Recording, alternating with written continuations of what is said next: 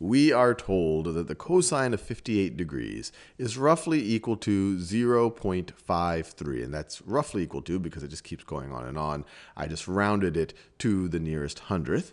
And then we're asked, what is the sine of 32 degrees? And I encourage you to pause this video and try it on your own. And a hint is to look at this right triangle. One of the angles is already labeled 32 degrees. Figure out what all of the angles are, and then use the fundamental definitions, your SOHCAHTOA definitions, to see if you could figure out what sine of 32 degrees is. So I'm assuming you've given a go at it. Let's work it through now. So we know that the sum of the angles of a triangle add up to 180. Now in a right angle, one of the angles is 90 degrees. So that means that the other two must add up to 90. These two add up to 90 plus another 90 is going to be 180 degrees. Or another way to think about it is that the other two non-right angles are going to be complementary.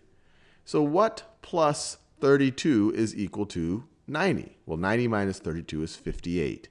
So this right over here is going to be 58 degrees. Well, why is that interesting? Well, we already know what the cosine of 58 degrees is equal to. But let's think about it in terms of ratios of the lengths of sides of this right triangle. Let's just write down SOHCAHTOA. So sine is opposite over hypotenuse. Cosine is adjacent over hypotenuse. TOA, tangent, is opposite over adjacent. So we could write down the cosine of 58 degrees, which we already know. If we think about it in terms of these fundamental ratios, cosine is adjacent over hypotenuse.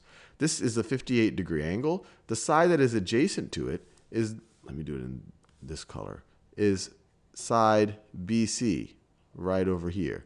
It's one of the sides of the angle, the side of the angle that is not the hypotenuse. The other side, this over here, is the hypotenuse. So this is going to be the adjacent, the length of the adjacent side, BC, over the length of the hypotenuse. Over the length of the hypotenuse. The length of the hypotenuse, well, that is AB. Now let's think about what the sine of 32 degrees would be. So the sine of 32 degrees, well, sine is opposite over hypotenuse. So now we're looking at this 32-degree angle. What side is opposite it? Well, it opens up onto BC.